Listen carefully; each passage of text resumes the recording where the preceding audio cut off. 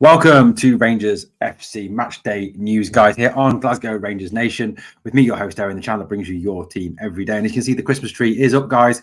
It's time today, though, for Rangers to sparkle and shine. Yes, those of you who saw that nativity film, remember that old sparkle and shine. Time for Rangers to sparkle and to shine today. Rangers are at Ibrox today, taking on St Mirren in a game that is already a must-win game, as we cannot afford to fall any further behind that lot from across the city. It starts a period of a very intense period of fixtures and very intense period of very important fixtures for Rangers upcoming. So today it is St Mirren at Ibrox Wednesday night. Maybe live streamed here on the channel, so come and join us for it. Hearts versus Rangers at Tynecastle, a tough game at Tynecastle. Hearts were 1-0 winners away today. I think they were at Clemon, if my memory serves me correctly. Place we failed to win. And then it is on Saturday the 9th, so next Saturday, a Saturday football match, guys. A proper Saturday game at 3 o'clock. Oh my God. Yes, we take on Dundee at Ibrox before that decisive Real Betis game, which could either result in us going through to the next round of the Europa League or dropping down to that joke of a competition, the Conference League. Guys, sorry, I just can't see the point of it. It's, to me, yes, I know, I can see the arguments that some fans put across that we've got a chance of winning it, at least it's a European trophy, etc., etc., etc. But for me, it's just a third, it's humiliating. After being in the Champions League, to be kicked out of that, to be then be put down to the Europa League, to be kicked out of that, to be getting kind of like a look at what you could have won trophy. So, for me, Europa League, yes, please. Conference League, genuinely not interested. Plus, I think if we go out of the Europa League, I'd rather make sure that after Christmas, our sole focus is on the league and the Scottish Cup competitions. We have a real chance of obviously, smashing that lot from across the city in. That's got to be the focus for me. And then obviously after that Betis game, a League Cup final, when this squad will have to prove that they don't, bottle it when the pressure is on. The pressure will really be on in that League Cup final on the 17th of December at 3 o'clock. A game that, it will be the first trophy, and what a lift, what a boost it could give Philippe Clemon and his squad if that is the case, if we manage to win that trophy. Although there is people I know casting doubts on our ability to actually lift the trophy after that woeful performance against Aberdeen, followed up by that woeful performance on Thursday against Aris Limassol. The game tomorrow, we go into that game in second place. Obviously, after today's fixtures, only 2 games possible today due to weather conditions and obviously games on Sunday. Isn't it suspicious how whenever they ever seem to play in Europe, they always seem to get a game on a Sunday, even though their competitions are Tuesday, Wednesday. Interesting, that one. Anyway, they're top with 36 points. Rangers sit second on 28 with a game in hand. Obviously, win that game in hand, the league comes down to 5 points. Hearts up to third with 23 points. St Mirren in fourth on 22. Hibs in fifth on 18. Dundee in sixth on 18. Kilmarnock in seventh on 17. Motherwell in eighth. Ross County in ninth. Aberdeen in 10th. It does put into perspective how poor that result was when you see where Aberdeen are. Even if they were to win their game in hand or games in hand, they would be only going up to fifth. They would still not be a top 4 team. St Johnstone at 11 points, and obviously Livingston sit rock bottom on 10 points. The game today against St Mirren is a game where we need not only a victory, but we need a performance. It really does need to be one of those games where it's not just the victory that is important. Yes, that is the key thing. Yes, that is probably the most important. However, a performance is also exceptionally important as well. It is important for these players to go out there and actually show they can play football. They can play to a high level. They can get back to what we saw before the international break, where there was a level of intensity, a speed of passing, a speed of game, a real purpose to the play that seemed to be completely lost against Aberdeen and absolutely and completely utterly lost against Aris Limassol, where we seem to revert back to how we've been before, which was slow, boring, passive, and just sheer god-awful to watch.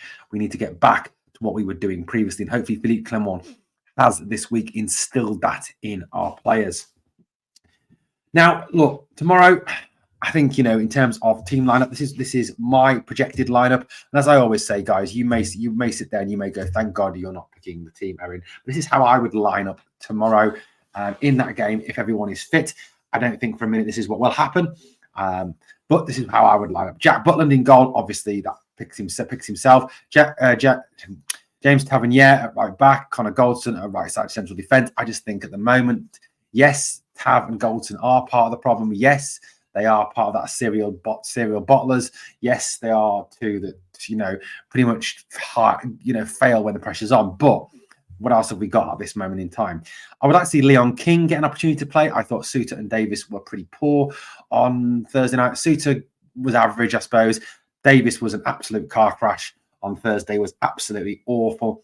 Balogun, I think, he can't be relied upon all the time, needs to rest. So I'd like to see Leon King given some game time. Ridvan Yilmaz, I think, has to start left back. Borna Barisic against Aberdeen was utter dross. And against Aris Limassol, he was complete and utter dross. So I'd love to see Ridvan. I think he offers more going forward. I think he'll put Clemon under pressure. And I'm fed up with this argument about him not being tall enough. That is such a prehistoric argument, guys. Football has evolved. Modern football has evolved, and there are ways of covering that anyway, with your central defenders and your wide players. I'd like to see Bailey Rice get an opportunity to play. Bailey, for me, is an absolute superstar. And, Ross McCausland has shown that when you put a player in who isn't carrying any baggage, who isn't carrying the baggage of failure that, the likes of Goldson and Tav and Ryan Jack and John Lundstrom and all those players are still carrying with them because of all those years of failure. The last couple of years we've been so firmly in the shadow of that lot from across the city, and we've had to watch them pick up trophies, and it's been awful. Bailey Rice hasn't got that. And when we put young players in, they seem to not be carrying a load on their mind, not be carrying a load on their back, and be able to play their more natural game, show some vivacity, show some verve, show some enthusiasm, some spirit, some passion. And that's what Ross McCausland showed on Thursday. And that's what I want to see from Bailey Rice. I'd love to see him get an opportunity. Do I think he will? No, I don't. But I'd love to see him get his chance. Behind the striker, I think it's time Abdallah Sima had a rest. I think he's been played an awful lot. I think that's probably the reason for his drop-off in performance in recent weeks. John Lundstrom obviously play alongside Bailey Rice because realistically, in that midfield area with the injuries we've got, Raskin still not fully fit, Jack not fully fit, Cifuentes just absolutely awful. We haven't got a lot of options there. I want to see Cantwell used as a 10. Yes, I know Cantwell was hooked because he wasn't following instructions. Yes, I know that was a statement substitution rather than anything else. And I understand that's why Cantwell was taken off, because he wasn't following instructions. But the fact remains that he is, at this moment in time, probably the best 10 we have at the club. He is a number 10. We need to see whether he can get back to what we saw in the end of last season again. And the only way to do that, the only way to see whether he genuinely has still got what we think he's got, that talent, the ability to create chances, that ability to be the maverick player that goes out there and runs the game, is by putting him in his proper position. Philippe Clemon even said the other night in his post-match press conference that he's a 10, not a winger. Yet he still played him there. He doesn't work on the right. You wouldn't put Danilo at right back. You would not put John Lundstrom up front. It's the same sort of thing. You've got to play players in their positions. One of the biggest criticisms of Michael Beale was putting square pegs in round holes and round pegs in square holes. We do not want to see that from Philippe Clemon. Ross McCausland has to start. For me, he was absolutely brilliant when he came on Thursday night. Was lively, had scored that goal, just looked a class above anything else on that field. Only Jack Butland, I think, got pass marks along with Ross McCausland and possibly John Lundstrom on Thursday night. Danilo has to start up front because I'll be absolutely honest with you, these two are just absolutely hopeless at this moment in time. Dessers is just dreadful and Roof is just never fit. And for me, you can't rely on either of them. There's a danger possibly tomorrow that he rests Danilo and he plays Dessers. If that's the case, God help us, because Cyril Dessers is absolutely awful. I don't want to see Sam Lammers either. Sam Lammers was absolutely shocking. And I'll be absolutely honest with you, he should have been taken off at the same time as Todd Cantwell on Thursday night. He was that bad. He would struggle to get a game for my local pub team. He's that bad. So look, that's what I want to see. That's how I would love to see us. I think for me, getting the young players in there is so important. They don't carry the baggage of failure. They don't carry the past history with them that some of these players are currently carrying, and it's holding them back. I think with some of our players, it's become so ingrained in their psyche, this collapse under pressure, this go into hiding, the Borna Barisic or Borna Bottle Job, as he should be called, that sort of thing. I do think we should try and have a situation where we give these young players the opportunity to play, the players who are not tarred with the brush of failure, to give them the opportunity to go out there and show the same liveliness, passion and heart that Ross McCausland showed on Thursday. Now, good old Chris Boyd has been talking about the situation. I've got to say, I do love Boyd. He sometimes, does talk a lot of crap, but he does stick up for our club. He does love our club. And at the end of the day, he has, like us, that desire to want to see Rangers do well, to want to see Rangers back to where they were, being a dominant force in Scottish football. Now, Chris Boyd said that in his opinion, look, it was the right decision to take off Todd Cantwell. He said Philippe Clemon called it right when he hooked Todd Cantwell for Ross McCausland at Ibrox on Thursday night. After all, McCausland went on to score the equaliser, which spared some of Rangers' blushes against Aris. Notice the use of the word some there. However, Chris Boyd does go on to qualify that. He says, where Cantwell has every right to feel wrong, though, is that Clemon could have replaced any of his front players in that miserable first half. And when some of the others too, when you look at the Gers' overall performance, it was nowhere near the standard required. And he is absolutely spot on with that. It was nowhere near the standard required. And he's quite right. Any of that front three could have been hooked, or front four even to some extent, Danilo, could have been hooked on Thursday night. They were all that bad. Boyd went on to say, it reminded you that Rangers have spent absolute fortune on players who have made zero impact. None of the front men stuck out for the right reasons, only the wrong ones. Again, pretty much what all the fans have said. The money we've spent this summer looks to have been galactically wasted. Jack Butland was free. Abdallah Seema's a loan player. The rest of them, 3 million for Lammers. Jesus Christ. 4.5 million for Dessers. Oh, no. Cifu, 1.5 million. It just looks like a load of money thrown down a rather large toilet. Chris Boyd went on to talk about Sam Lammers. He said, Sam Lammers just won't do for me, and nobody will convince me he can turn things around at Ibrox. Just listen to the sarcastic cheers from Gers fans when he was eventually hauled off on Thursday. He went on to say there's no doubt that Cyril Dessers' days at the club are already numbered too. Rangers needed a goal at Pittodrie, and he was nowhere to be seen. They needed a goal against Aris, and again, he was nowhere to be seen. I just can't see where he possibly could feature for them going forward. And that for me is a fascinating point, a brilliant point. Both at Pittodrie and at Ibrox on Thursday night, we are chasing a winner. We are chasing a goal. You look at the bench and you've got these two sat there, and neither of them were used. No point did Clemon turn to Dessers or to Roof. What does that tell you? That tells me that he has zero faith in either of them. If Philippe Clemon thought that Cyril Dessers could have come on and made a difference in either of those games, whether it be Aberdeen, Pittodrie, or Aris Limassol at Ibrox, he would have put him on. He would have used him.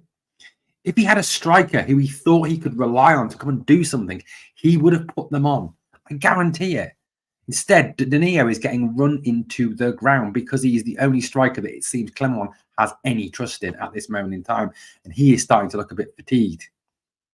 And that for me is so worrying. And I really do think that is something we do need to, even though we spent so much money on strikers, we do need to go and address that in the January transfer window, which just shows what an awful job Michael Beale did with his recruitment. Chris Boyd went on to talk about Abdallah Seema. He said, Abdallah Seema earned a lot of praise during that run of goals in autumn, but he hasn't scored in his last 8 games and doesn't even look like he's going to. Yet he's had off-the-field issues to deal with, including the birth of a child. He's not been the worst of summer signings, but he does need to improve. Boyd also went on to say, the same can be said of Jose Cifuentes in the middle of the park. He's struggling to get to the pace of the Scottish game at a time when Rangers have been guilty of too much sloppiness and slackness. It's a big worry. He needs to do better. Michael Beale claimed he was a player to take Rangers to another level, a game changer. But you look at his displays so far and wonder what the hell Beale was on about. I mean, the criticism from Boyd towards Beale is palpable, isn't it? It is purely there. And you know what? I know Chris Boyd can talk rubbish at sometimes. I know that, but I fully agree with his comments that he's made there. They're all absolutely on the money. They're absolutely spot on with what he's had to say about the players there. And that for me is very, very concerning. We are stuck with these players who genuinely contribute absolutely zero to this team.